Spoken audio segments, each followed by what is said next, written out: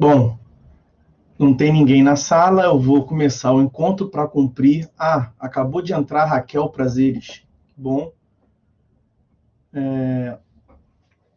vamos lá então, Raquel. Boa noite para você, tá? Boa noite, querida. Vamos dar continuidade aqui, enquanto somos apenas eu e você. Não sei se vai aparecer mais alguém. Nós estamos em semana de prova, né? Eu sei que tem essa complicação. Eu, por conta disso, vou tentar ser o mais breve possível e tentar liberar vocês mais cedo, mas eu tenho que cumprir aqui o nosso conteúdo minimamente, tá bom? Então vamos lá, vamos ao trabalho.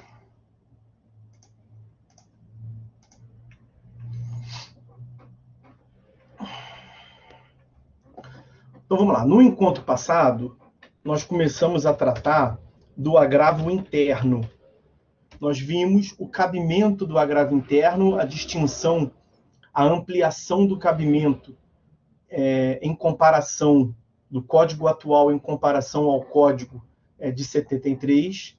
Vimos que é cabível agravo interno em face de toda decisão monocrática, unipessoal, do relator proferida no tribunal.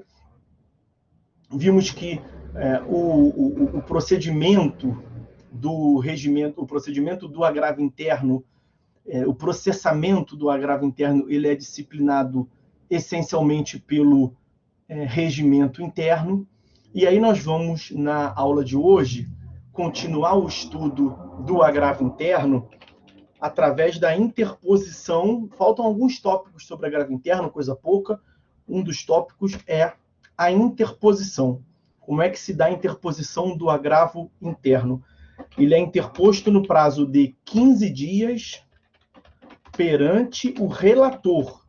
Ele visa impugnar a decisão monocrática do relator e a parte interessada interpõe o recurso perante o relator, que foi quem proferiu a decisão, no prazo de 15 dias. Agora, em que pese o recurso ser interposto perante o relator, não é o relator que vai julgar monocraticamente o recurso.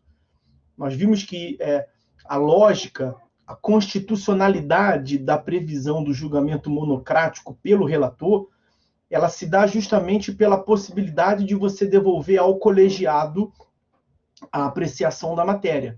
Porque o juízo natural, no âmbito do tribunal, é o órgão colegiado.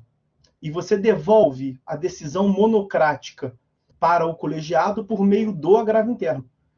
Então, em que pese ele ser interposto perante o relator, ele será julgado pelo órgão colegiado, pela turma, pela Câmara, e depende da composição de cada um dos órgãos. Ok?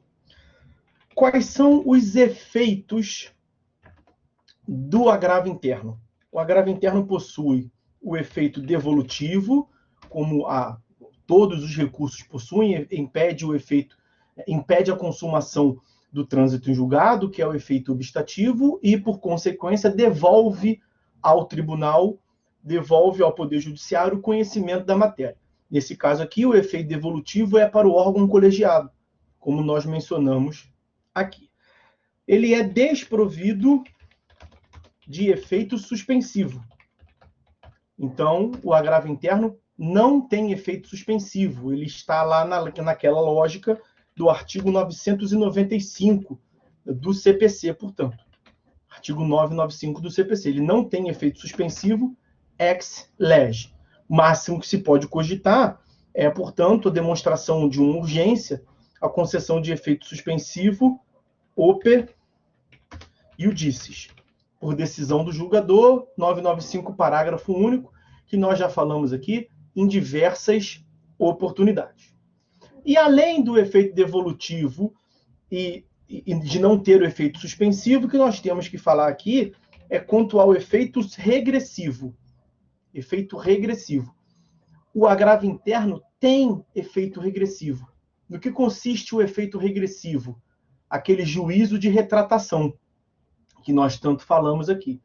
E aí os senhores verão lá do artigo 1021, parágrafo 2º, vou trazer ele aqui 1021. O agravo interno ele é essencialmente regulado no artigo 1021. A segunda parte do 1021 vai prever o agravo será dirigido ao relator, como nós falamos, que intimará o agravado para manifestar-se sobre o recurso no prazo de 15 dias, as contrarrazões ao agravo interno, ao final do qual, não havendo retratação, o relator levará o agravo a julgamento pelo órgão colegiado, com inclusão em pauta. Então, veja, não havendo retratação, é porque pode haver retratação. Então, há juízo de retratação, há efeito regressivo no agravo interno. Ok? Um item muito importante dentro do agravo interno, encaminhando já aqui para o final, quer dizer, para metade desse nosso apanhado no encontro de hoje, sobre o agravo interno, nós temos que tratar do ônus da impugnação especificada. Ônus da impugnação especificado. E os senhores verão isso no artigo 1021, parágrafos 1º e 3º. Bom, se ônus da impugnação especificada, nós já tínhamos feito menção lá no 932, inciso 3º, né? Os recursos devem, de modo geral, impugnar especificadamente os fundamentos da decisão recorrida.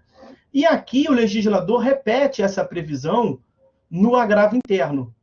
Percebam o que consta, portanto, do artigo 1021, parágrafo 1º. 1021, parágrafo 1º. Na petição de agravo interno, o recorrente impugnará especificadamente os fundamentos da decisão agravada. Porque o agravo interno, senhores, ele visa impugnar a decisão monocrática do relator. Como eu venho dizendo aqui para os senhores, e nós vimos dos vários princípios que estudamos aqui, para cada recurso, nós temos uma decisão atacada, uma decisão que serve de objeto. Então, vou lhe dar aqui um exemplo, uma hipótese qualquer. Nós tivemos uma sentença proferida na instância originária. A parte interpôs apelação. E aí o relator, com base lá no 932, inciso 4º ou 5º, em qualquer uma daquelas hipóteses, o relator proferiu uma decisão monocrática julgando, de outra forma, julgamento monocrático da apelação pelo relator. Mando uma surra aqui do teclado. Julgamento monocrático da apelação pelo relator. Então, o último provimento jurisdicional é essa decisão do relator. Se não for interposto o recurso dessa decisão, ela transita em julgado, acabou o processo. Se a parte quiser continuar discutindo, ela pode? Pode. Como é que ela faz? Ela deve devolver essa decisão monocrática para o colegiado. E como que ela faz isso? Interpondo esse tal desse agravo interno. Mas percebam, o agravo interno ele não deve impugnar a sentença, porque a decisão que o agravo interno quer combater não é a sentença. É a decisão monocrática do relator. É esse ponto que tem que ficar muito claro. Então não adianta, dito de uma outra forma, não adianta no agravo interno o recorrente repetir a apelação. Não adianta pegar a apelação e mudar o nome e colocar agravo interno. Porque você, ao fazer isso, você está batendo na sentença. Você não estará impugnando especificadamente os argumentos da decisão monocrática do relator. E você deve fazer isso. Como nós vimos, o agravo interno será interposto perante o relator e será levado a julgamento pelo relator ao colegiado, não é? Então, o agravo interno ele é interposto perante o relator e o relator leva ao colegiado para julgamento. E ao levar para o colegiado para julgamento, como nós já vimos lá no procedimento recursal, ele já prepara o seu voto. Ele já elabora o seu voto, sua proposta de julgamento. E vejam, o 1021, no parágrafo 3º, ele impõe ao relator também um dever de impugnar especificadamente os argumentos do agravo interno. Então, não pode também o relator repetir a decisão monocrática que ele proferiu anteriormente. Se a parte tem que bater na decisão monocrática e não na decisão anterior, também o relator não pode repetir a decisão dele anterior, porque a decisão do relator anterior dialogava com o recurso anterior, no nosso exemplo, a apelação. Agora nós estamos diante de um recurso novo, o agravo interno que visa impugnar a decisão monocrática. Então ele tem que ver os argumentos novos do agravo interno. Olha o que o parágrafo 3º prevê, então, quanto ao relator. É vedado ao relator limitar-se à reprodução dos fundamentos da decisão agravada. A decisão agravada é a decisão objeto do agravo interno. É a decisão dele, relator. Ele não pode repetir, não pode se limitar a repetir. Ele até pode repetir, mas ele tem que fazer mais do que isso. Ele não pode se limitar a repetir para julgar improcedente o agravo interno. Então, esse é um tópico muito importante, esse ônus da impugnação especificada quanto ao agravo interno. Ok?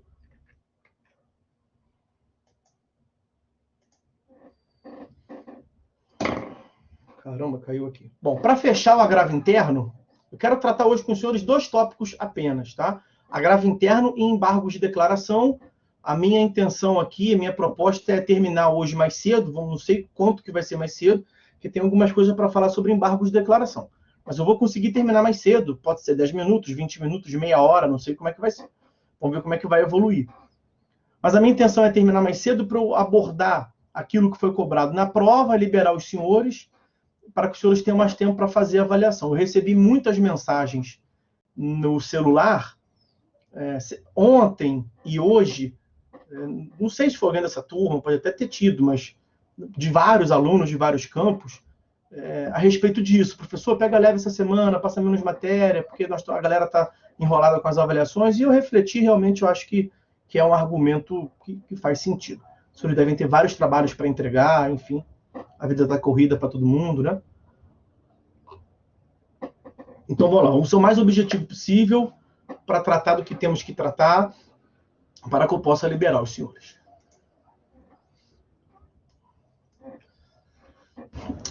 Então, para fechar, continuando aqui o agravo interno, para encaminhar para uma conclusão, vamos agora analisar o procedimento do agravo interno. Procedimento do agravo interno. Como nós vimos, no agravo interno pode ter o juízo de retratação. Não havendo juízo de retratação, o relator vai designar uma data para a sessão de julgamento, que é o julgamento perante o órgão colegiado, e vai incluir o recurso em pauta. Quer dizer, quando se diz incluir em pauta, significa dizer que não pode incluir em mesa. Incluir em mesa significa dizer, é uma expressão mais da prática forense. Incluir em mesa é quando você não publica a designação do ato processual. Quando você inclui em pauta, significa dizer que vai ter publicação. Então, quando marca uma sessão de julgamento no agravo interno, tem que incluir em pauta. Significa dizer que tem que sair, portanto, a publicação no nome do advogado das partes para que possam comparecer para acompanhar o julgamento. E como nós vimos, quando da elaboração do voto do relator para levar para o colegiado, ele deve impugnar especificadamente os argumentos do recorrente do agravo interno, do agravante. Assim como o agravante teve que impugnar especificadamente os argumentos dele, relator, quando da decisão monocrática. São os parágrafos 1º e 3º do artigo 1021. O agravo interno, assim como nós veremos também quanto aos embargos de declaração, mas aqui o tema é o agravo interno, ele tem a previsão de multa. Então, pode ser que a parte seja penalizada com a imposição de multa por interpor agravo interno meramente procrastinatório, sem fundamentos sérios. A previsão se encontra nos parágrafos 4º e 5º do artigo 1021. Vamos a eles. São os últimos parágrafos do 1021. Vamos a eles. 1021, parágrafo 4º. Quando o agravo interno for declarado manifestamente inadmissível ou improcedente, em votação unânime, o órgão colegiado em decisão fundamentada, claro, toda decisão tem que ser fundamentada pelo artigo 93, inciso 9 da Constituição Federal, né? Então, o órgão colegiado vai condenar o agravante a pagar ao agravado multa que será fixada entre 1% e 5% do valor da causa. Então, multa de 1% a 5% quando o agravo interno for considerado inadmissível, descabido ou improcedente, quando não se dá provimento a ele. O mais importante, em votação unânime. Então, tem que ficar demonstrado aqui o intuito meramente procrastinatório, que a parte não tinha como ter nenhum argumento sério, o intuito meramente protelatório do recurso. A parte não tinha nenhum argumento sério, não tinha nenhuma chance de ganhar. Tem que ser a votação unânime. Não é votação unânime para perder. É votação unânime quanto ao fato de ser manifestamente inadmissível, de ser manifestamente improcedente. Quer dizer, deve ser uma improcedência manifesta. Improcedência manifesta é mais do que mera improcedência. Inadmissibilidade manifesta é mais do que mera inadmissibilidade. Então, deve ser uma declaração pela unanimidade do colegiado, no sentido de uma manifesta inadmissibilidade e manifesta improcedência. Ok? Isso fica muito claro. É somente no caso de manifesta. Você não pode... Você tem que punir, claro, o litigante que não quer contribuir com o caráter argumentativo do processo. Ele só quer procrastinar o processo e ganhar tempo. Ok? Mas você não pode punir o sujeito que tem viabilidade de ganhar e acabou perdendo. Ainda que ele perdeu por decisão unânime. Mas perdeu por decisão unânime, que não foi manifestamente inadmissível, que não seja manifestamente improcedente, não é para aplicar multa, que não é para botar terror também. Tá? Então, a multa deve ser reservada aos casos de manifesta improcedência, manifesta inadmissibilidade. É nesse sentido o que prevê o enunciado de número 358 do FPPC, do Fórum Permanente de Processualistas Civis, que eu venho tanto falando com os senhores. E aí o parágrafo 5º traz uma previsão importante, que é uma outra consequência dessa previsão, que pela unanimidade o tribunal venha a impor a multa em razão da manifesta inadmissibilidade e manifesta improcedência. Além da multa, veja, a interposição de qualquer outro recurso estará condicionada ao depósito prévio do valor da multa, prevista no parágrafo 4º, à exceção da Fazenda Pública e do beneficiário da Justiça Gratuita, que vai pagar a multa ao final. Então é o seguinte, exceção feita à Fazenda Pública e exceção feita ao beneficiário de JG, esses vão pagar ao final. A interposição do outro recurso, então no nosso exemplo aqui, o cara recebeu uma sentença, interpôs uma apelação. Diante da apelação, o judiciário devolveu por uma decisão do relator monocrática. Aí interpõe um agravo interno. Você imagina que a decisão monocrática do relator tenha sido fundada numa súmula vinculante do STF? Vai saber. E mesmo assim o cara interpõe um recurso sem demonstrar distinção, sem demonstrar superação, sem trazer nenhum argumento novo. Lero, jus esperneandi. O cara só quer ganhar tempo. Aí o tribunal, a corte, o colegiado, por unanimidade, reconhece que aquele recurso de agravo interno era manifestamente inadmissível. Era manifestamente inadmissível. Interpôs a multa. Fixou a multa. 2,5%. O cara vai ter que pagar. Em tese, ele pode interpor os próximos recursos. Aqui na instância originária, acabou. Em tese, ele pode interpor recurso especial para o STJ? Pode. Quais são os requisitos de admissibilidade dos recursos? Nós estudamos. Ele vai ter que pagar preparo? Vai ter que pagar o preparo. Só que nesse caso, além de pagar o preparo, ele vai ter que pagar também a multa por conta do agravo interno. Então, perceba que a imposição de multa no agravo interno acaba sendo um requisito de admissibilidade para os outros recursos, para os recursos subsequentes. É como se o judiciário estivesse dizendo assim, ó, cara, você já não soube brincar no agravo interno anterior. Tu vai continuar recorrendo? Porque você me parece, né, está aparecendo aos olhos do sistema processual que você é um litigante de má-fé, que você está querendo apenas procrastinar. Você vai querer continuar recorrendo?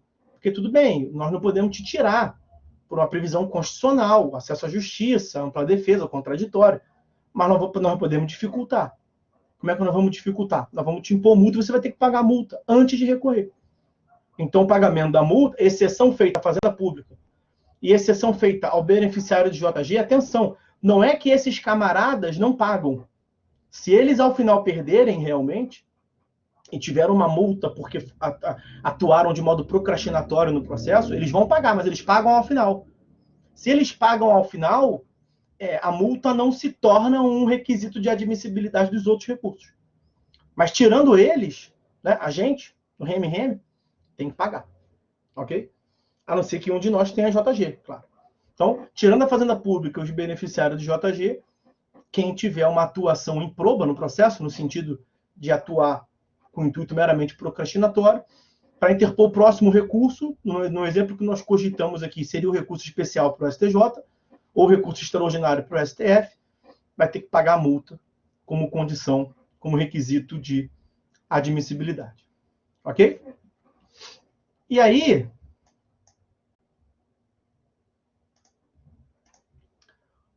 para realmente agora concluir de vez o agravo interno, eu não quero deixar de mencionar aqui para os senhores, além desse artigo 1021, nós tratamos do agravo interno no artigo 1021. Acabou aqui a análise do agravo interno no artigo 1021.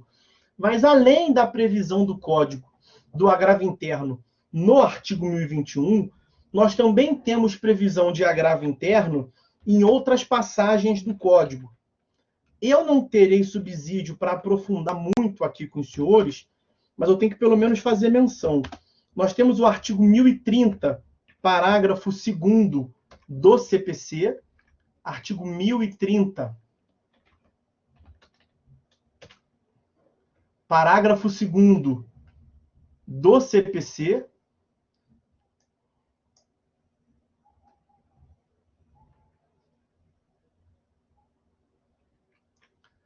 e o artigo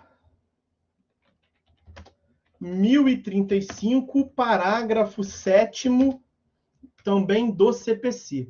Nesses casos aqui, nós teremos o cabimento, ali faltou o zero, né? Não é 103, é 1030, parágrafo 2º.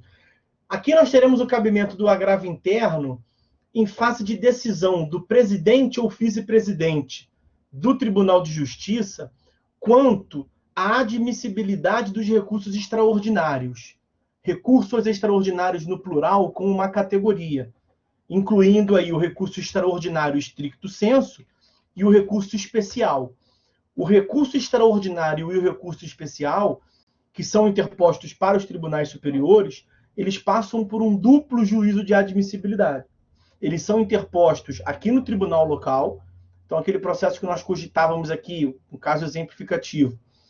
O camarada quer interpor, ele recebeu uma sentença, apelou, decisão monocrática, agravou interno, recebeu um acórdão do colegiado, não está satisfeito, quer ir para o STJ. Pode? Pode. Ele vai interpor um recurso especial. E ele vai interpor onde? Lá no STJ, até cogitaram fazer isso, quando da elaboração do código. Mas não. Vingou a tese, até veio uma lei posterior que alterou o código. Foi aprovado desse jeito, né? O código foi aprovado em 2015, o recurso seria proposto lá em Brasília. Será proposto aqui, na verdade, interposto aqui e iria remeter para Brasília sem analisar. E aí veio uma lei e mudou, a lei Gilmar Mendes mudou, e o tribunal local ele faz um juízo de admissibilidade. pela presidência ou vice-presidência do tribunal. E da decisão da presidência ou vice-presidência do tribunal que negar seguimento a recurso extraordinário ou a recurso especial, vai caber agravo interno em algumas hipóteses. Também a decisão do presidente ou vice-presidente do tribunal que determinar o sobrestamento do recurso em caso de recursos repetitivos, a técnica dos recursos repetitivos, eu vou depois mandar material para vocês, mandar vídeo, vamos combinar depois melhor isso. Mas a técnica dos recursos repetitivos, eu já comentei em algumas passagens da disciplina, o STF e o STJ, eles não julgam todos os recursos que são interpostos de modo molecularizado, né, individualizado, quando o processo é repetitivo. Então, imagina que tenha 1 milhão de processos idênticos no Brasil. Não, se o STJ não julga 1 milhão de processos. Já foi assim. Era algo que não fazia sentido. Agora tem a técnica dos recursos repetitivos. O STJ analisa o que se chama recurso representativo de controvérsia, sobe só alguns, sobe os melhores recursos, os que representam a controvérsia, os que melhores representam a controvérsia. Porque há nesses casos repetição mesmo, não tem muito o que fugir. E os outros ficam sobrestados. Então, os novos recursos, quando chegam, se já tem um recurso repetitivo no STJ, o que o presidente ou vice-presidente do tribunal local vai fazer? Não vai mandar lá para cima. Porque vai dizer, fica parado aqui, aguarda o julgamento, porque já tem um coleguinha seu lá esperando o julgamento. Você é um dos 500 mil recursos que nós temos aqui para esperar julgamento. Você vai esperar igual, assim como todos vão esperar. E se você for subir, ia demorar mesmo. Só que ao invés de demorar lá, vai demorar aqui. A lógica do recurso repetitivo é essa. Então, quando o vice-presidente ou presidente do tribunal... Aqui no Rio de Janeiro, a terceira vice-presidência determina uma decisão para sobrestamento do recurso, cabe também agravo interno. E também cabe agravo interno, nessas previsões aí, em face da decisão do tribunal local que aplica tese de repercussão geral do STF, que aplica a tese de recurso repetitivo do STF e do STJ. Veja, quando o recurso repetitivo é julgado lá em cima, aquele recurso que foi julgado baixa, porque ele já foi julgado e tudo mais. Os outros recursos que são idênticos não sobem. O tribunal local que aplica a tese. Pega a decisão do STJ e fala para os recorrentes, já foi julgado, desse jeito. Se o recorrente entender que há ali uma má aplicação da tese do STJ, a discussão não acabou, ele pode interpor agravo interno. Mas percebam que em todos esses casos, nós temos aqui uma especialidade da previsão genérica do agravo interno que eu mencionei para os senhores mais cedo, na aula passada, na verdade, comecei a aula de hoje recordando isso, que é o cabimento do agravo interno em face de qualquer decisão monocrática. E a decisão do presidente ou vice-presidente do tribunal no Rio de Janeiro é a terceira vice-presidência. É uma decisão monocrática, que recebe ou não recebe, que sobresta ou não sobresta, que aplica ou não aplica a tese, nesse ou naquele sentido. Ok? Então, cabe o agravo interno nesses casos também. E com essas considerações, a gente conclui, finaliza a análise do agravo interno.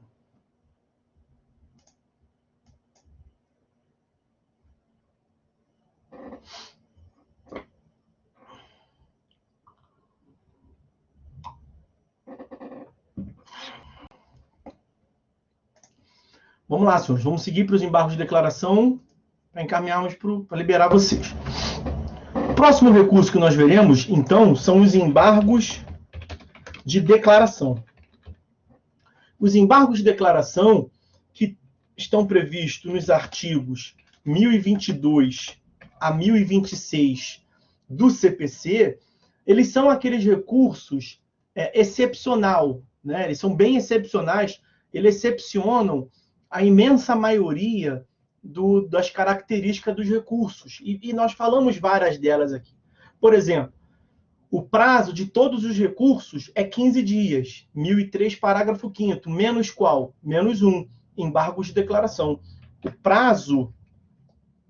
Espera aí que eu cliquei coisa errada aqui. Pronto.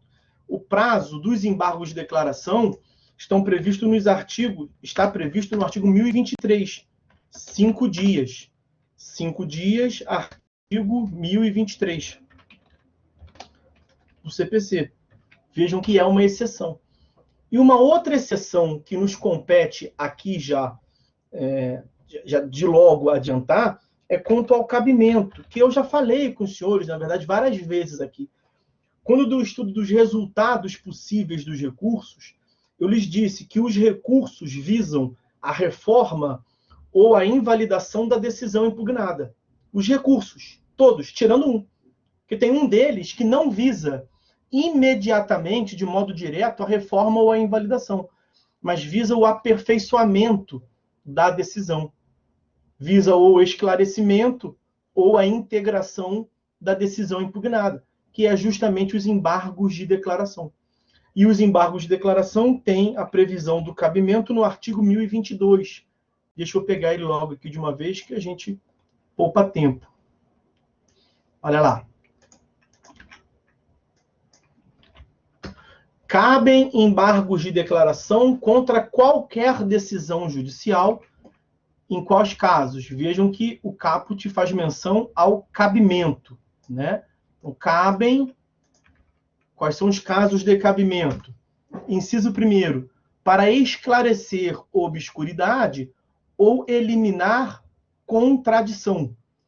Veja, a obscuridade, senhores, se dá quando a decisão ela é incompreensível, né? Quando a decisão é ininteligível, quando há uma falta de clareza, você não consegue compreender o sentido da decisão.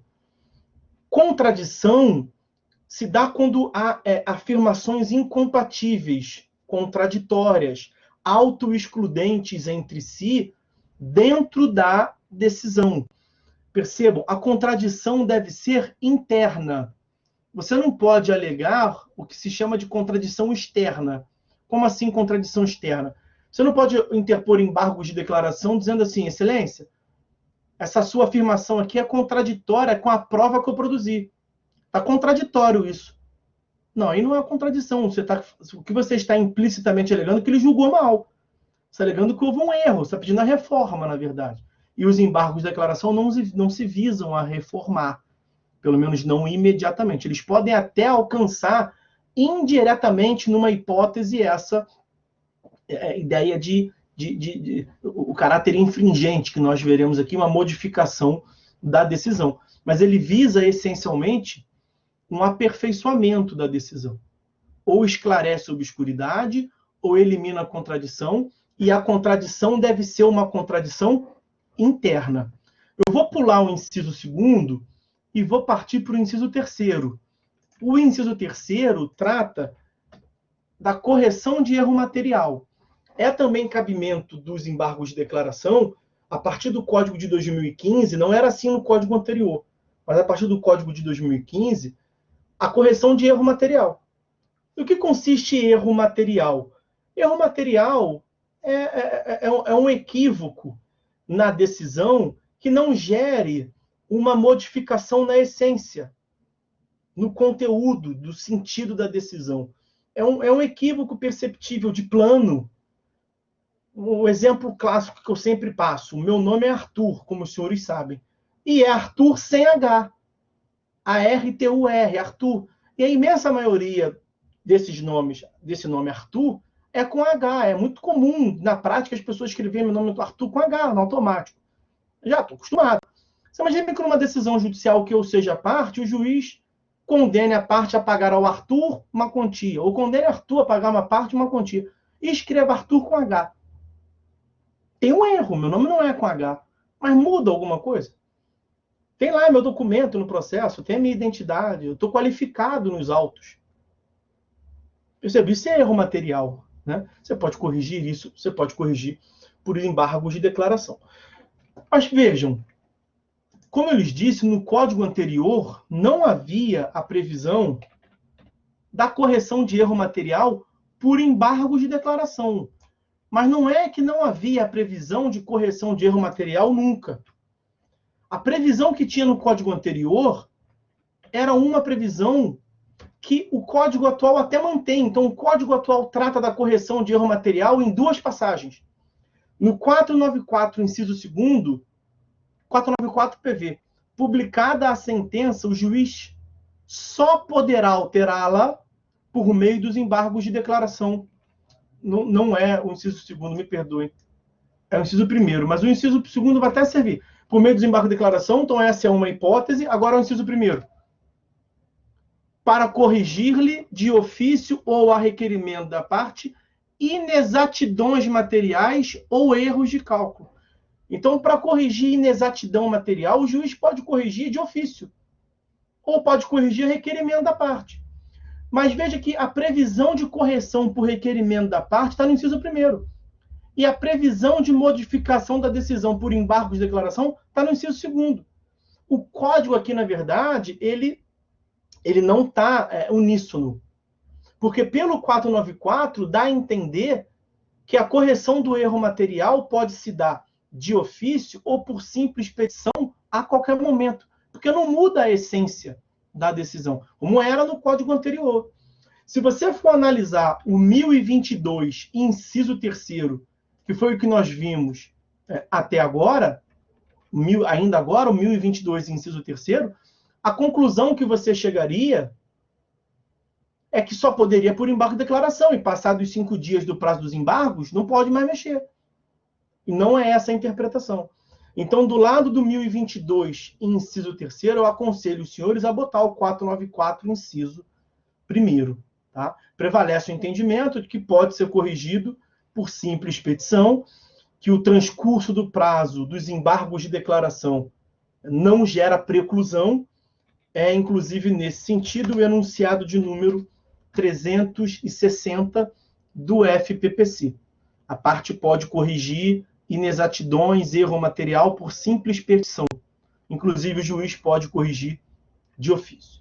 São 3 incisos no artigo 1022, vimos o primeiro e o terceiro, pulamos o inciso segundo. O que o inciso segundo prevê? Que os embargos de declaração são recursos cabíveis, é um recurso cabível para fins de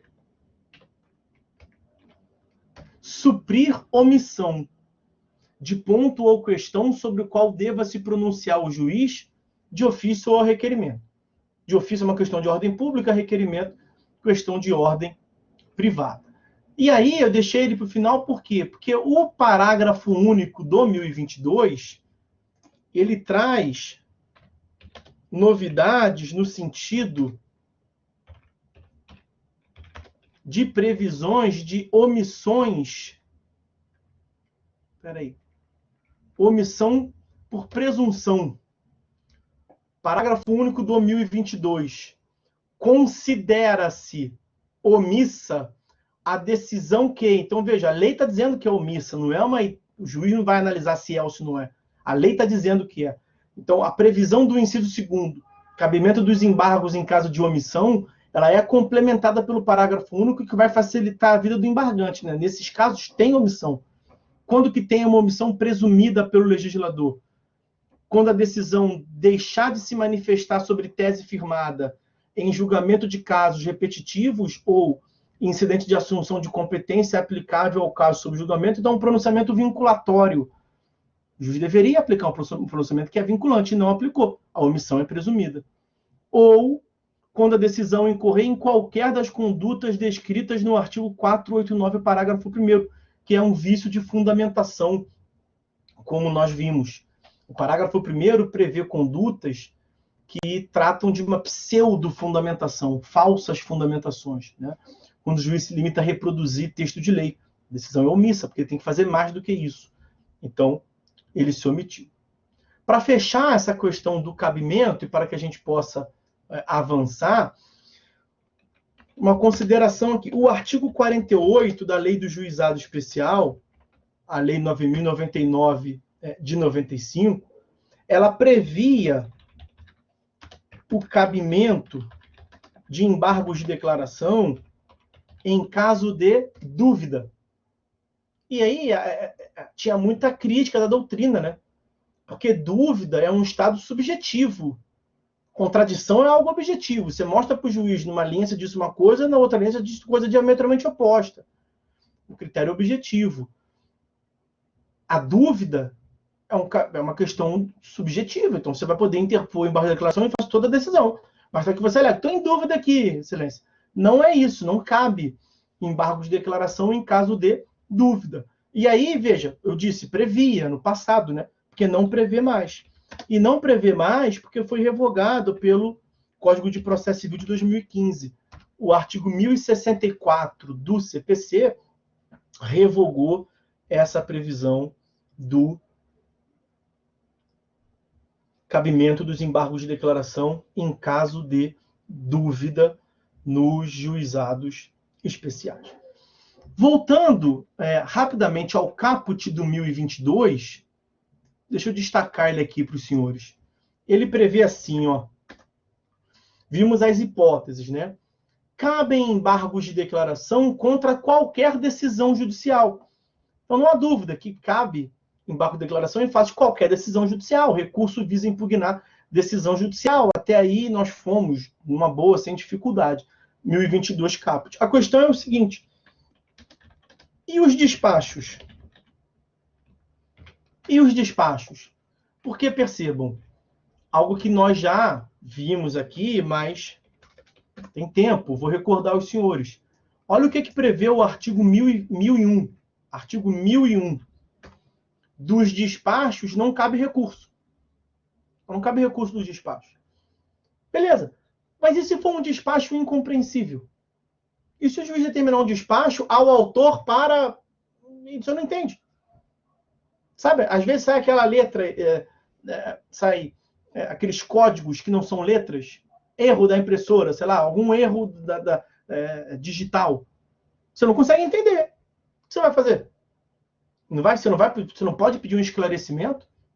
E a doutrina diverge, né? Como é que eu acho que deve se interpretar ali?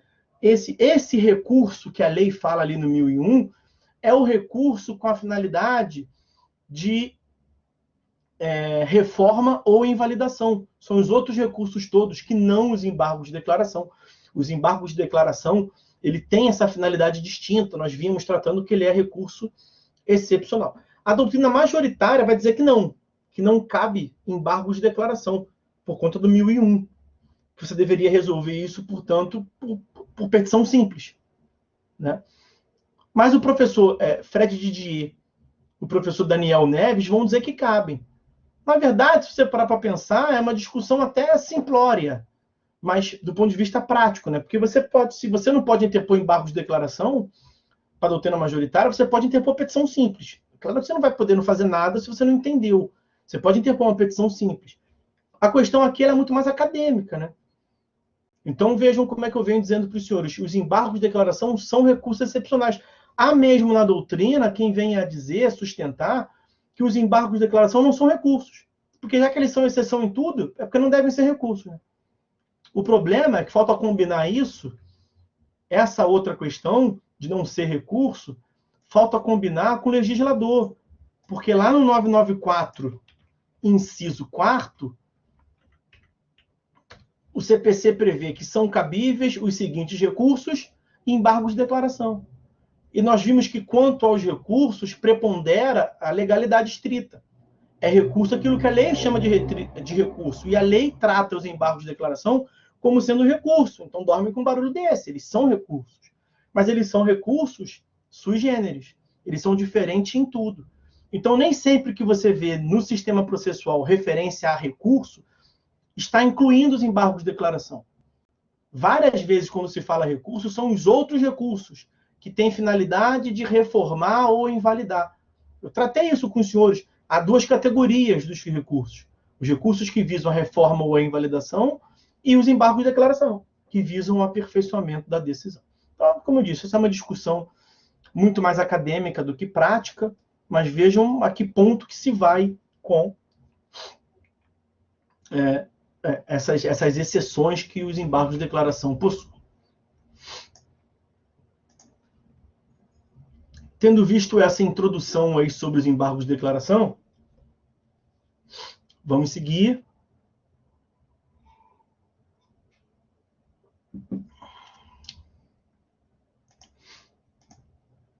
Quero tratar com os senhores agora, dentro dos embargos de declaração, alguns tópicos. recordar quanto ao prazo, que o prazo é de 5 dias. Eu falei isso, quero só deixar destacado aqui.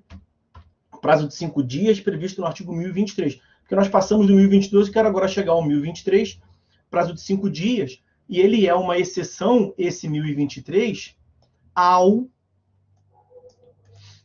1003, parágrafo 5º.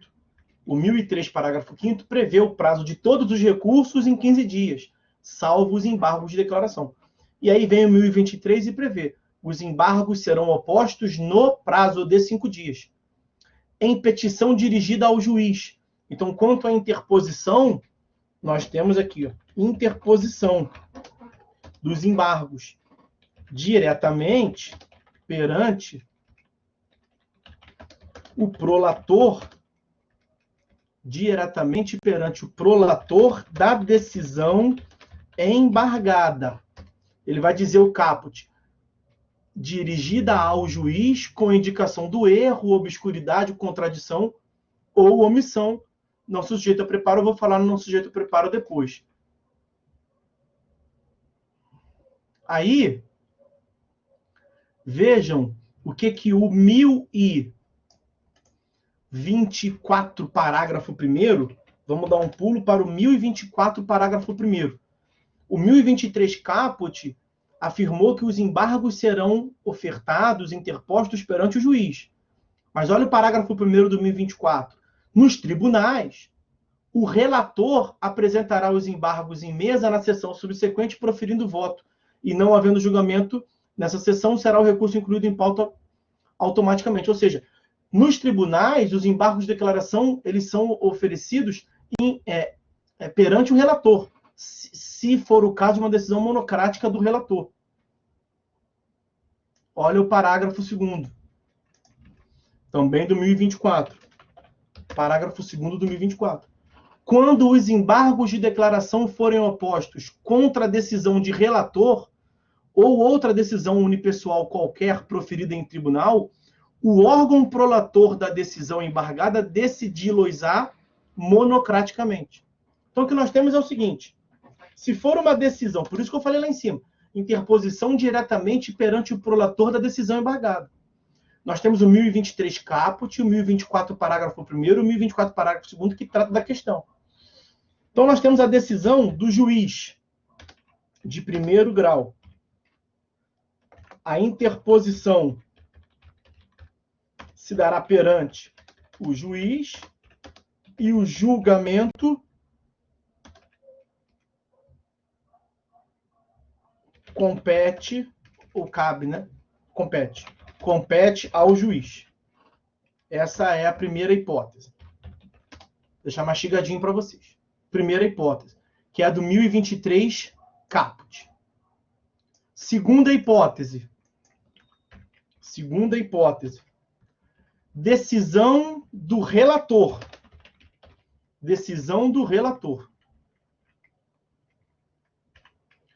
Interposição perante o relator e julgamento compete ao relator.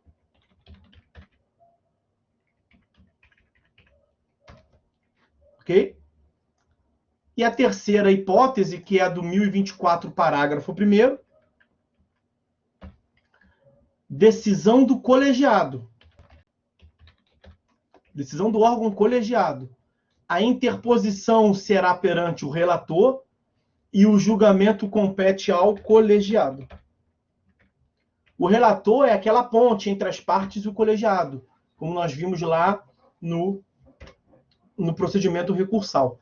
Quem conduz o processo é o relator. Então, o relator recebe o recurso e leva para o colegiado. Essa é a interpretação do 1023 caput, 1024 parágrafo 2º, a segunda hipótese, e 1024 parágrafo 1º, a terceira hipótese. A parte final do 1023 prevê uma isenção objetiva. O 1023, então, artigo 1023, infine, parte final. Os embargos não se sujeitam a preparo. Então, aqui nós temos uma isenção de natureza objetiva. Não importa o sujeito.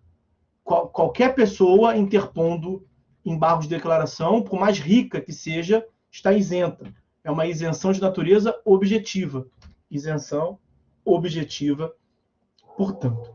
E para finalizar, no 1024, parágrafo 3º, para finalizar essa minha primeira parte aqui, esse meu raciocínio. O 1024, parágrafo 3º, ele trata do que nós já estudamos aqui também, a fungibilidade entre embargos de declaração e agravo interno. Olha lá.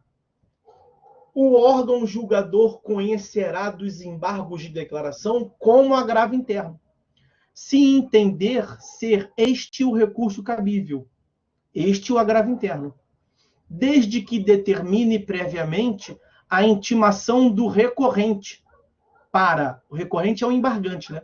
Quem interpôs o embargo. Para, no prazo de 5 dias, complementar as razões recursais, de modo a ajustá-las às exigências do 1021, parágrafo 1º. Qual é essa exigência do 1021, parágrafo 1º? As exigências do 1021, parágrafo 1º. É o ônus da impugnação especificada. O recorrente deve impugnar especificadamente os fundamentos da decisão agravada. Então, ele interpôs embargos de declaração, vai ser recebido como agravo interno. Só que ao interpor embargos de declaração, o que se espera é que ele tenha impugnado uma omissão, uma contradição, um erro material, uma obscuridade. E aí o tribunal, entendendo não ser caso de embargo de declaração, mais de agravo interno, quer dizer, a parte está buscando uma revisão, uma reforma da decisão, e não um aperfeiçoamento da decisão, dá prazo para que a parte adapte o recurso à fungibilidade.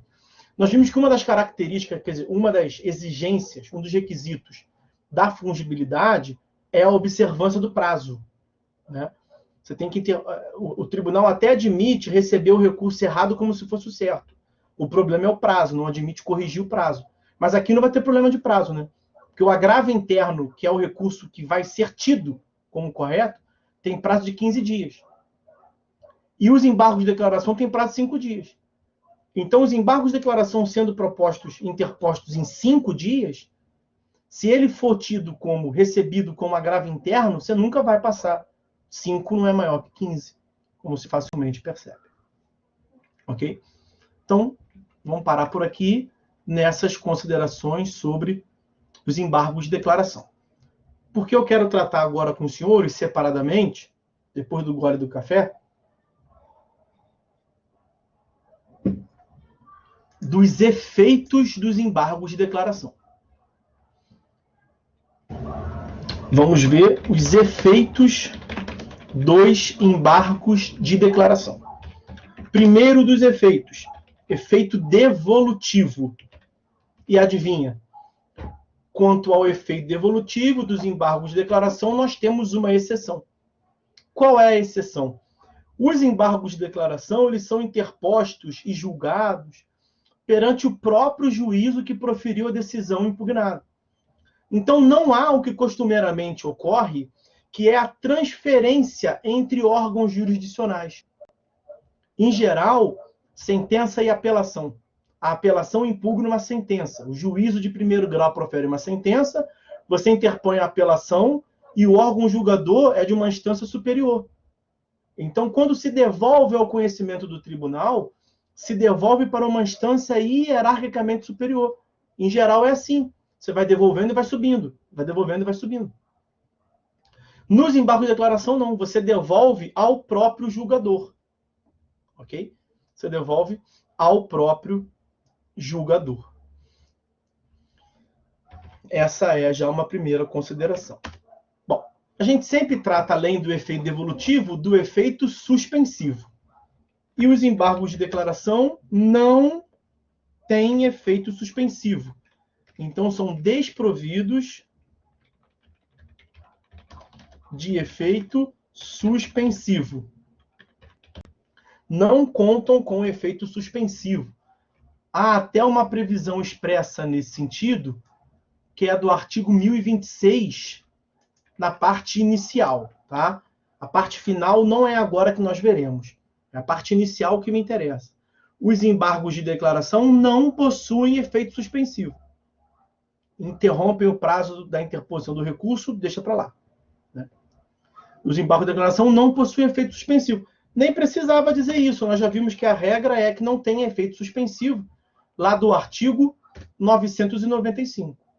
Mas, como nós vimos, é possível que os recursos que são desprovidos de eficácia suspensiva, que você busque a concessão do efeito suspensivo por decisão judicial. Ope iudicis, por decisão judicial.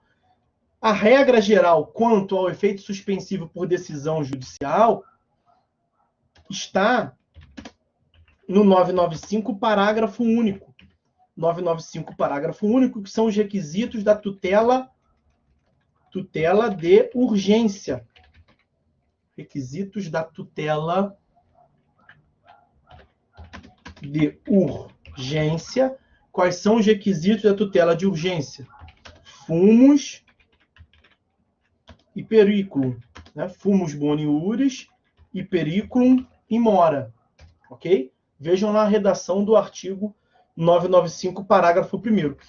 E o 1026, parágrafo 1º, que é aqui o específico dos embargos de declaração, o 1026, parágrafo 1º, prevê o seguinte: a eficácia da decisão monocrática ou colegiada, qualquer decisão, poderá ser suspensa pelo respectivo juiz ou relator, como sempre. Os embargos são julgados pelo próprio juiz.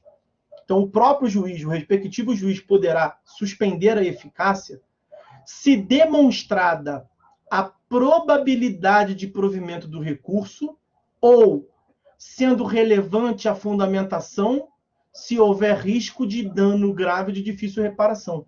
Percebam que aqui nós temos duas hipóteses.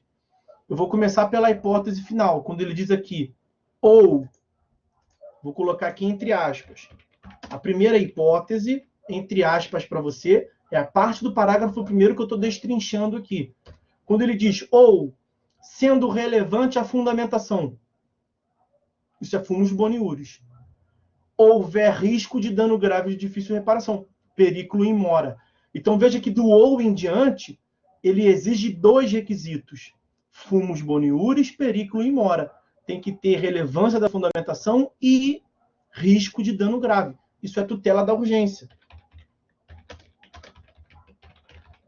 Os dois requisitos da tutela da urgência. Está na regra geral do 995, parágrafo único. Até aqui não trouxe novidade.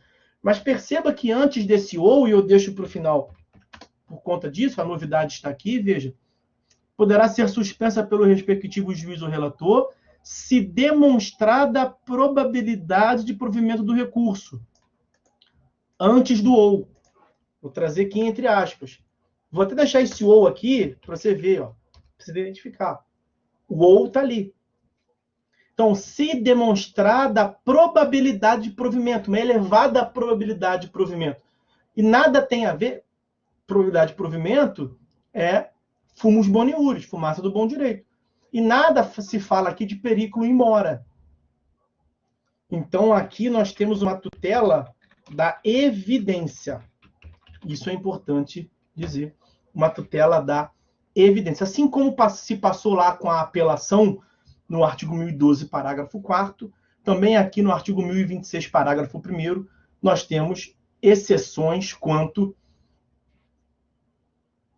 à concessão de efeito suspensivo apenas pela tutela da urgência. Então, atenção. A concessão de efeito suspensivo por decisão judicial, artigo 995, parágrafo único, em regra, em geral, se dá pelos requisitos da tutela da urgência. Fumus boni iuris, periculum in mora, 995, parágrafo único. Mas, em alguns casos, o sistema processual admite a concessão do efeito suspensivo pelo relator, pelo juiz, pelo magistrado, com base em tutela da evidência, lá do artigo 311. desprezando, portanto, o requisito do perículo in mora, independentemente de urgência, portanto. Isso é importante saber. Os casos são do 1012, parágrafo 4º, e 1026, parágrafo 1º. Se são hipóteses excepcionais, naturalmente, isso costuma ser cobrado. Primeiro foi efeito evolutivo, segundo, efeito suspensivo, que acabamos de ver. Terceiro, efeito interruptivo.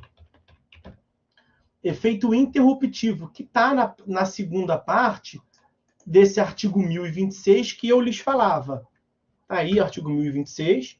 Os embargos de declaração não possuem efeito suspensivo, já vimos, e interrompem o prazo para interposição de recurso. Olha aí, ó. Interrompe o prazo para interpor recurso, mas os embargos não são recursos. É porque aqui a lei está chamando recurso os outros recursos. Recurso com a finalidade de reformar ou invalidar. Outros recursos. Porque cabe embargos de declaração em face de qualquer decisão, para fins de esclarecimento. E em face dessa decisão vai caber também um outro recurso, com a finalidade de reformar ou invalidar. Pega lá aquele exemplo clássico que nós estamos trabalhando aqui, a sentença. O cara pode interpor embargo de declaração, se for alguma hipótese do 1022. Como ele pode também interpor apelação, no caso do 1009. Ok? Então, veja, quando se diz que interrompe o prazo do outro recurso, se a parte interpõe embargos de declaração, então vem a intimação aqui. Ó. Intimação da sentença. Ela pode interpor embargos de declaração em 5 dias, e começou a correr o prazo, né? Porque pelo artigo 1003, o prazo começa a contar dos recursos da intimação da decisão. Aqui eu estou pegando a sentença como exemplo. E 2, ele pode interpor apelação em 15 dias. Ok? Aí você imagina que no 4º dia, né? São dias úteis, né, senhores? Os prazos processuais fixados em dias são os dias úteis. Ok? Artigo 229 do CPC. Você imagina que no 4º dia, a parte interpõe embargos de declaração. Qualquer parte. A própria parte ou outra parte. Se qualquer das partes interpuser embargos de declaração, o que vai acontecer com o prazo da apelação? Bom, em primeiro lugar, nós vamos ter que esperar o julgamento do juízo quanto aos embargos de declaração. Se tem omissão, se tem contradição, se tem algo a sanar, algum erro material. Aí vem a decisão. Então, foi interposto ali no 4º dia embargo de declaração e vem a intimação da decisão dos embargos de declaração. O que fazer? Aí o outro recurso agora cabível é a apelação. Será que dessa decisão dos embargos de declaração a parte vai ter 11 dias para apelar ou vai ter 15 dias para apelar? Por que seriam 11? Porque eu estou diminuindo 15 dos 4 dias que já passaram. E a resposta é, será 15 dias. Porque na interrupção, a interrupção é diferente da suspensão, né, senhores? Na interrupção, nós temos o retorno ao status quo ante, a devolução in totum do prazo.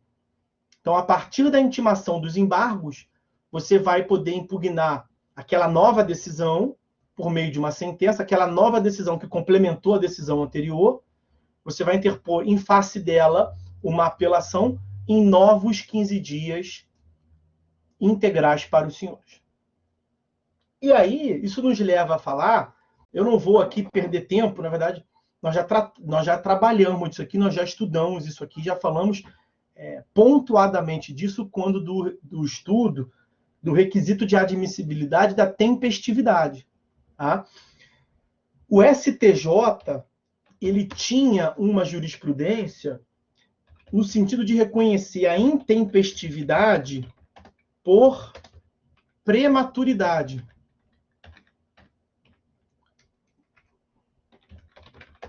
Intempestividade por prematuridade. O recurso seria prematuro. Quando era assim, já adianto que não é mais. Né? Nós vimos lá do artigo 228, parágrafo 4º do CPC, que não se considera intempestivo o ato processual praticado antes do prazo. Porque a intempestividade ela tem como lógica, como sentido, o ato processual ser praticado depois do prazo, depois do tempo máximo, né? Naquela hipótese que eu passei ali para os senhores, você imagine que naquele prazo inicial, então, olha lá, vou repetir aqui, veio a intimação da sentença, a parte poderia, aqui, ó,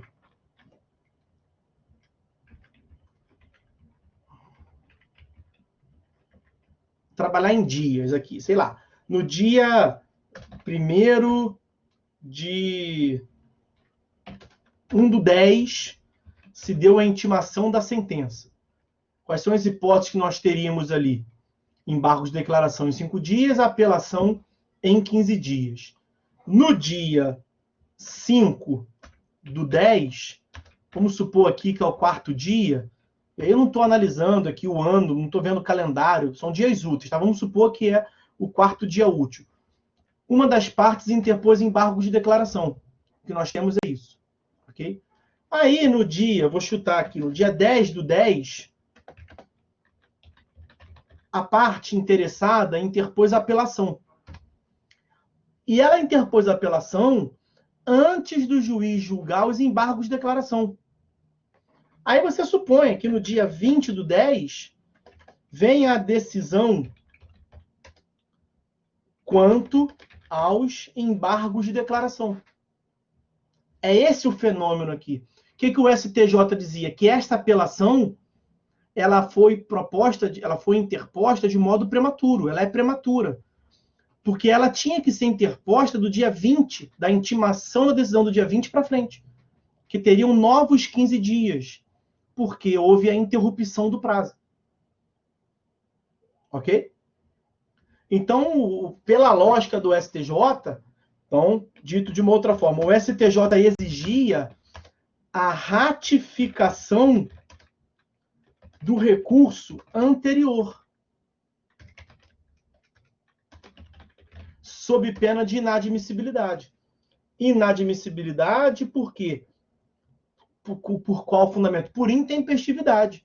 Uma intempestividade ante-tempos. Ele não perdeu o prazo porque deixou passar. São 15 dias. Não é intempestivo porque recorreu no 20º. Seria intempestivo porque ele recorreu no dia -10. O dia 10/10 que ele recorreu, ele tinha que recorrer a partir do dia 20. Então ele recorreu 10 dias antes. O que não faz sentido lógico, absolutamente nenhum. Isso era muito criticado. Tinha uma súmula do STJ, a malfadada súmula 418, nesse sentido. E aí, enfim, já falamos sobre isso, já preparei o terreno aqui, agora eu posso trazer o parágrafo 4º e o parágrafo 5º do artigo 1024. Vejam aí, artigo 1024, parágrafo 4º. É esse cenário aí que eu lhes disse, que eu lhes apresentei. Caso o acolhimento dos embargos de declaração implique modificação da decisão embargada, aquela decisão lá do dia 20/10 modificou a decisão do dia 1º/10. Sentença. Mas a parte, no dia 10/10, já tinha recorrido, já tinha apelado. O que fazer? O embargado que já tiver interposto outro recurso, nesse nosso exemplo, a apelação, contra a decisão originária é aquela do dia 1º/10. Tem o direito de complementar ou alterar sua razão. Veja, ele tem o direito. Ele não é obrigado. Ele tem o direito de complementar ou alterar suas razões, nos exatos limites da modificação. Só do que modificou. No prazo de 15 dias, contado da intimação da decisão dos embargos. Que a nova decisão é a decisão dos embargos. 15 dias da decisão, 1003. E olha o parágrafo 5º. O parágrafo 5º trata da hipótese da decisão dos embargos não modificar a decisão anterior. Se os embargos de declaração forem rejeitados ou não alterarem a conclusão do julgamento anterior, então a decisão do dia 20/10 manteve a decisão do dia 1º/10 em toto, não alterou nada. Disse para o embargante assim, tá maluco? Não tem que esclarecer nada. Não tem nenhuma omissão aqui, não tem erro material nenhum, tá de lero-lero. Então ele manteve. O que fazer nesse caso? o recurso interposto pela outra parte, apelação do dia 10 de 10, aqui no nosso exemplo, antes da publicação do julgamento dos embargos de declaração, será processado e julgado independentemente de ratificação. Isso aqui veio para combater a jurisprudência do STJ, é um tapa na cara do STJ. Ok? Beleza? Para fechar esse efeito interruptivo, no sistema dos juizados, o artigo 50 da lei do GEC, da lei 9.099 de 95, ele previa, né, não é mais, previa que os embargos de declaração não interrompiam o prazo do outro recurso, mas suspendiam. Suspendia não de efeito suspensivo, suspendia a contagem. Então, a parte teria, não é mais assim, mas a parte teria o restante do prazo dos embargos. Se os embargos foram opostos no segundo dia, lá o outro recurso, em geral, seria o recurso nominado, né, em 10 dias. Se a parte interpôs no segundo dia os embargos de declaração, ela teria 8 dias para interpor o agravo, o recurso nominado. Era assim, não é mais. Agora nós temos uma uniformização. Então, o artigo 1065 do CPC de 2015, ele alterou a redação do artigo 50 da lei do GEC, e ele passou a prever, portanto, o efeito interruptivo lá no juizado também. Ok? Bom, esse foi o terceiro efeito, salvo engano. Devolutivo, suspensivo, que é desprovido. Terceiro, interruptivo. Vamos para o quarto efeito, que não tem muito o que falar, é o efeito regressivo. Os embargos de declaração têm efeito regressivo, pode contar com juízo de retratação, não tem muito mais o que falar. Além disso, vamos para o próximo, que é o mais importante, que é o efeito infringente ou infringente ou modificativo. Eu já lhes disse que a finalidade dos embargos, e já disse isso reiteradamente para os senhores, a finalidade dos embargos não é a reforma ou a invalidação da decisão impugnada, mas o esclarecimento, a integração, correção de erro material, omissão, o aperfeiçoamento da decisão. Pode vir a acontecer, excepcionalmente pode vir a acontecer, que quando do reconhecimento pelo juiz de um desses vícios, especialmente o vício da omissão, tá? Você imagina que o juiz julgou procedente o pedido do autor. O réu apresentou lá 5 argumentos. O juiz recusou e julgou procedente os argumentos do autor. Aí o réu embarga. E o réu fala assim, olha, excelência, até agora eu perdi, né? Beleza. Mas tem um detalhe. Analisando a sua sentença de cabo a rabo, o senhor não fala nada sobre prescrição e decadência. E um dos argumentos que eu lhe trouxe foi a prescrição. E eu tenho certeza que está prescrito. O meu principal argumento que eu ia ganhar é a prescrição. Veja aí se o senhor analisou a prescrição. O senhor não analisou, é omissa, tem que analisar. Aliás, prescrição é uma questão de ordem pública, né? O senhor é obrigado a analisar. Estou fazendo um favor de lembrar o senhor que tem que analisar. Analisa aí, excelência. Aí o juiz pega para ver a sentença e fala assim, comi mosca. Realmente é omissa a decisão. Se é omissa, eu vou ter que integrar, vou ter que complementar. Então, eu vou ter que julgar se tem prescrição ou não. E quer saber? Está prescrito. O autor tinha ganho e agora vai passar a perder. Perceba que, em decorrência do julgamento da omissão, vai ocasionar a modificação da decisão.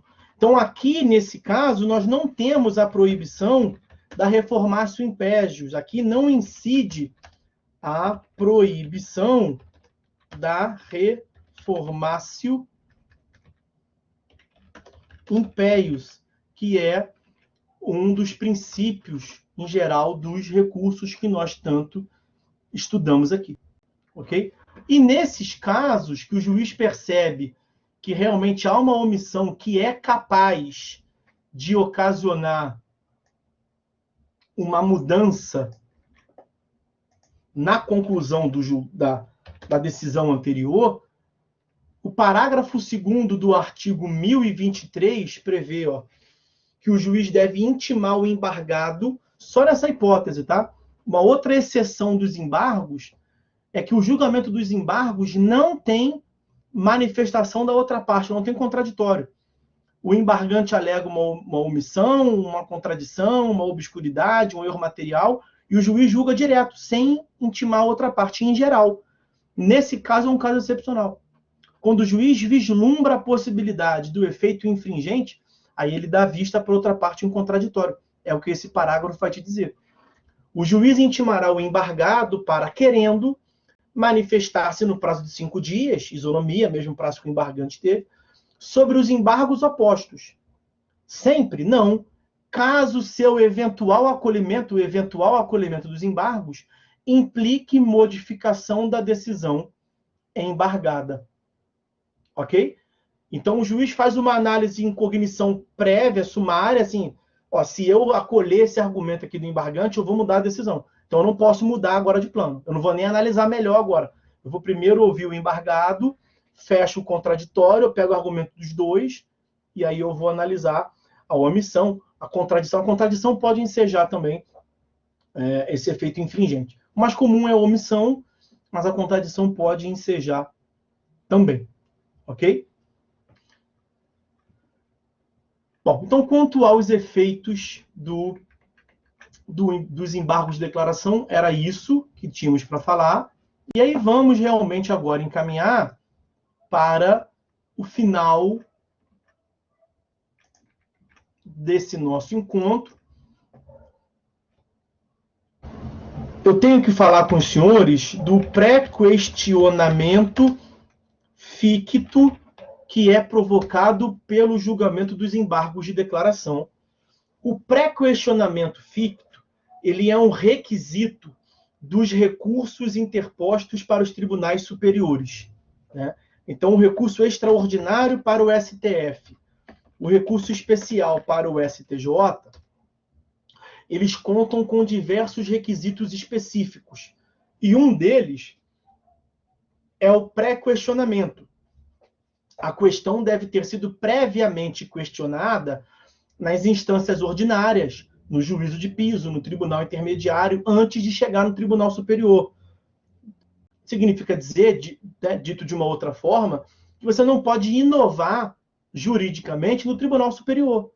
O tribunal superior, ele revê o que já tenha sido anteriormente decidido por um tribunal intermediário. Isso porque a Constituição Federal, nos artigos 102 e 105, que prevêem a hipótese de atuação do STF e do STJ, respectivamente, 102, inciso 3º, e 105, também inciso 3º, ela faz menção expressamente a essa expressão aqui, causas decididas, em única ou última instância, causas decididas. Então, a causa já tem que ter sido previamente decidida, é o requisito do pré-questionamento. Mas aí como é que funciona o pré-questionamento? A parte alega uma matéria qualquer, o juiz não decide. Porque nem sempre o judiciário cumpre aquele dever constitucional de contraditório, de fundamentação, contraditório argumentativo, fundamentação analítica. É bonito em sala de aula, no livro, mas nem sempre isso pega, cola, né? Então você alega diversos pontos, o juiz não se pronuncia. Qual é o recurso cabível em face de omissão? Recurso especificamente previsto para fins de omissão. Embargo de declaração. E o juiz fala que não tem omissão nenhuma. Porque ele não é obrigado a analisar o que você quer. Ele, juiz, analisa o que ele quiser. O que dá na telha dele, porque quem manda é ele. O judiciário não é obrigado a analisar tudo, não. Bom, não é isso que está escrito na lei, nem na Constituição, ao meu ver. Mas é o que prevalece na concepção do judiciário, infelizmente. Eu posso enganar os senhores, não estou aqui para praticar estelionato acadêmico com ninguém. Infelizmente, na prática, é o que acontece. A gente está aqui para mudar esse estado de coisas. Mas beleza. O juiz julgou, o juiz disse que não vai julgar, não tem omissão, o que você faz? Mija para cima, né? Você interpõe outro recurso. Diante da sentença, outro recurso é a apelação. Aí vem a apelação, vamos abreviar aqui. O relator nem decide monocraticamente, leva para o colegiado profere um acórdão. E não trata de uma questão que você acha importante, uma tese que você acha importante. Se você interpuser o recurso especial para o STJ, aquela tese não vai ser apreciada pelo STJ. Se o STJ falar assim, você ganharia com essa tese, mas eu não posso analisar, porque essa temática não foi previamente decidida. Você vai ter um óbice do pré-questionamento. Então, ciente disso, o que os advogados têm que fazer? Interpor embargos de declaração. Para forçar agora a corte, né, o tribunal, a se pronunciar quanto a... Muitas das vezes, quer dizer, na maioria das vezes, o advogado nem quer reverter a decisão. Ele já viu que não vai tirar leite de pedra, que ele não vai ganhar ali naquela corte, naquele colegiado. Mas ele quer que passe a constar, nem que diga não. Mas tem que decidir expressamente aquele ponto. E você interpõe embargo de declaração para forçar o conhecimento daquela matéria que está omissa. E o tribunal diz que não tem omissão nenhuma, não. Que ele não é obrigado a julgar tudo que você quiser. E você vai fazer o quê? Você não pode interpor o recurso especial. Quer dizer, você pode. Mas você só vai levar para o STJ as matérias que já foram previamente decididas. Aquela matéria que você acha que é um trunfo, que você vai ganhar no STJ, ele não vai tomar conhecimento. Aí o que você deveria fazer? Bom, do resultado prático. Não, eu vou antes por uma questão jurídica, técnica. O que o STJ dizia que a parte tinha que fazer? Isso no código anterior. O STJ dizia que a parte devia interpor um recurso especial alegando violação do atual 1022, do artigo que era o compatível 1022, dizendo que o tribunal não cumpriu o dever de suprir a omissão. E aí o STJ, depois de anos, ia julgar que a parte tinha razão, ia devolver para o tribunal julgar aquele ponto. E depois de julgar daquele ponto, você ia interpor um outro recurso especial para levar aquele processo como um todo para o tribunal. Isso não fazia sentido prático. Por quê? Porque demora para o STJ julgar. Nessa brincadeira aí, você perde 10, 15 anos. Pô, 5, 10 anos para ter um recurso para dizer que o tribunal daqui de baixo tem que julgar. Isso é ilógico, isso não faz sentido. O que seria mais rápido, mais prático para a parte fazer?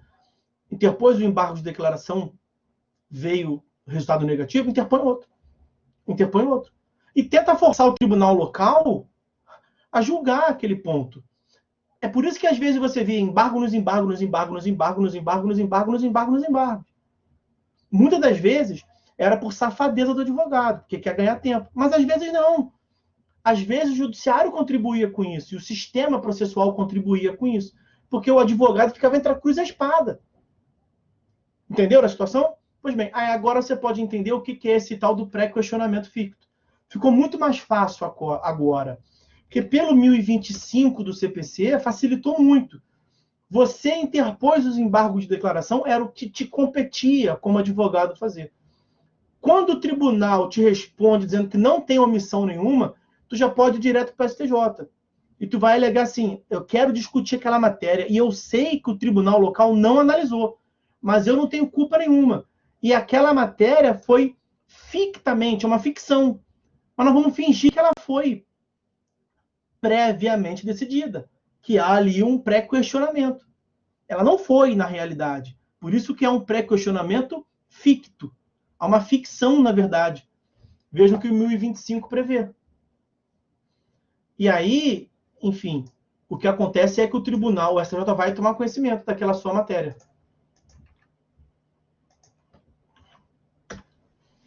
Considerando-se incluídos no acórdão, consideram-se incluídos no acórdão os elementos que o embargante suscitou para fins de pré-questionamento, ainda que os embargos de declaração sejam inadmitidos ou rejeitados. Caso o Tribunal Superior considere existentes erro, omissão, contradição ou obscuridade. Naquele nosso caso, vamos voltar. Você alegou lá uma questão qualquer, a sentença não apreciou, você embargou. E o juiz, não vou analisar. Ok? Apelação. Vamos para o tribunal. Aí vem um acórdão. E não tratou daquele ponto. Que você acha que é uma tese importante. Embargo de declaração, omissão. E a Câmara te devolve. Resultado dos embargos. Decisão dos embargos. Não, temos que analisar, não vamos analisar. Você não precisa se estressar mais. Interpor outro e outro e outro. Não precisa mais. O que você vai fazer? Vai subir para o STJ e vai alegar o 1025. Se o STJ te der razão e falar assim, pô, eles tinham que ter analisado, que absurdo. O que ele vai fazer, o STJ? Ele vai julgar o recurso. Porque vai se considerar incluído na decisão, não tá. Se você ler, não tá. Mas vamos fingir que tá. Por isso que é um pré-questionamento ficto. Uma ficção jurídica. Vai se considerar incluída, porque incluído não tá. Mas vamos fingir que tá. Vai se considerar incluído. Ok? Isso é importante. E aí, tem uma súmula 98, depois vejam lá a súmula 98 do STJ. E aí, o último tópico que eu vou tratar com os senhores, sobre os embargos de declaração, respondendo o que a Raquel provocou ali. Se tem prazo ou limite de quantidade. Porque eu fiz menção aqui, a parte interpõe embargos, que era assim no código anterior, para forçar o tribunal a tomar conhecimento. Às vezes, embargo nos embargos, você ficava até constrangido, mas você não tinha o que fazer. Se você subir para o STJ, você vai perder. A chance que você tem de ganhar é de ter aquela decisão constando no sistema anterior, isso. Aquela tese constando na decisão. Ainda que você perca aqui, você tem chance de ganhar lá em cima. Você ficava entre a cruz e a espada. Então você tinha embargo nos embargos. Era um saco. A Raquel pegou, tem prazo? Prazo é os 5 dias dos embargos. Para você poder interpor embargos, 5 dias. Tem limite? Não tem limite. Limitação não tem. O que nós veremos aqui é justamente uma questão quanto ao exercício abusivo, né? O que é um conceito indeterminado, naturalmente. Vamos ao ponto. Vamos fechar aqui, então, o encontro de hoje tratando disso. Nós estamos vendo agora, então, o último tópico, a multa nos embargos de declaração. Assim como falamos da multa no agravo interno, vamos falar da multa nos embargos de declaração, artigo 1026, parágrafos 2º a 4º. É parecido com o que nós vimos lá do agravo interno, mas não é absolutamente igual. Tá? Nós temos uma distinção aqui interessante. Olha aqui. 1026, parágrafo 2º.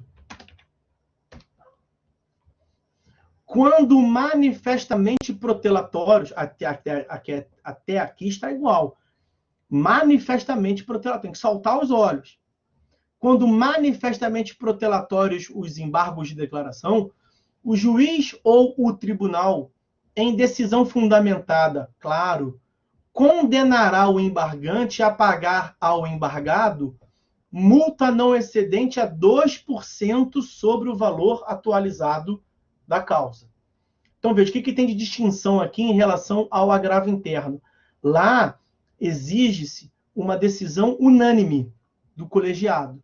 Aqui, não se exigiu decisão unânime do colegiado. Manteve ali a exigência de uma protelação manifesta, manifestamente protelatórios.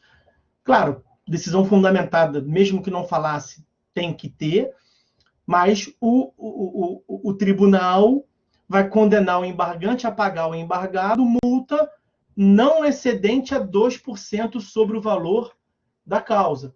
E uma outra distinção importante é que lá no artigo 1021, a multa inicial não é de 2%, é de 1% a 5%. Então, o parâmetro inicial também é distinto. Então, a primeira multa no agravo interno é de 1% a 5%. A primeira multa nos embargos de declaração é até 2%. Então, aqui tem essas distinções. Ok? Vejam o que prevê o 1026, parágrafo 3º. 1026, parágrafo 3º. O cara recebeu uma multa com os embargos que foi considerado pelo tribunal como protelatório. Aí ele vai e interpõe um outro. E esse outro também é tido como protelatório. Na reiteração de embargos de declaração manifestamente protelatórios, a multa será elevada até 10%. Vai, então, de elevar de até 2% a até 10% sobre o valor atualizado da causa.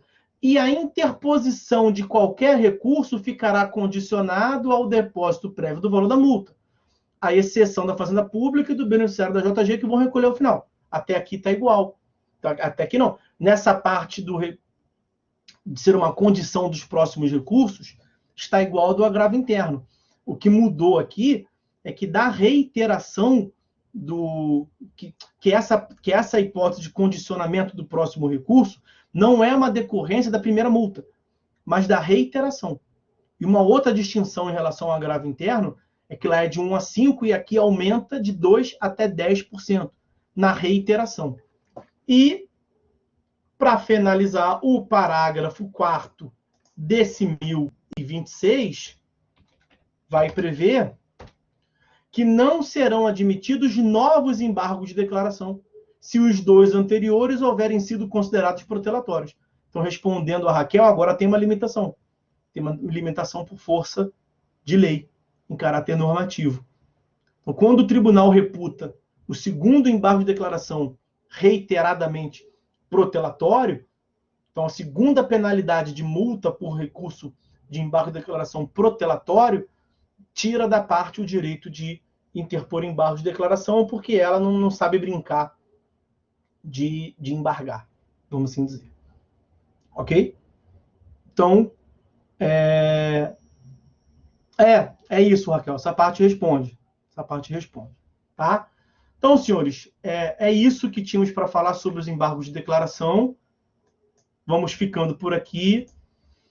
Vou liberar os senhores do encontro de hoje. Vou fazer o seguinte: nós temos no sistema, pelo que eu pude apurar, nós não vamos poder criar aulas novas depois dessas que nós temos ali. Nós temos no sistema mais 2 aulas. A próxima aula é vista de prova, e eu vou estar super atarefado corrigindo todas as provas de P2, de todas as turmas, porque na P2 é muito corrido, nós temos uma semana apenas, e a outra é P3, que eu nem sei como é que vamos fazer de P3 ainda. Então, o que eu estou pensando em fazer com os senhores? Nós terminamos aqui nesse encontro de hoje os recursos ordinários, quer dizer, os recursos perante o tribunal intermediário. Nós temos que ver ainda os recursos perante os tribunais superiores, né? O RE, o RESP. O que eu vou fazer com os senhores? Eu vou subir no AVA e vou mandar no grupo da disciplina link de vídeos que eu já tenho gravado, de aulas que foram lecionadas esse semestre, há pouco tempo, semestre passado, e aí os senhores vão ter acesso a esse conteúdo. Acho que assim, é como se eu estivesse dando aula aqui para os senhores. Foram aulas que eu ministrei e os senhores vão ter acesso. Acho que assim fica mais fácil, fica menos corrido para todos nós, né? E aí eu libero os senhores e disponibilizo o material para os senhores, tá bom? Então, senhores, é isso. Um abraço para vocês. Fiquem todos com Deus. Até uma próxima. Espero que façam a prova muito bem feita e todos fiquem aprovados e tenham muito sucesso na vida profissional dos senhores. Tá certo? Fiquem com Deus. Até a próxima. Vou interromper a gravação aqui. Fico disponível no nosso grupo do WhatsApp lá a qualquer momento.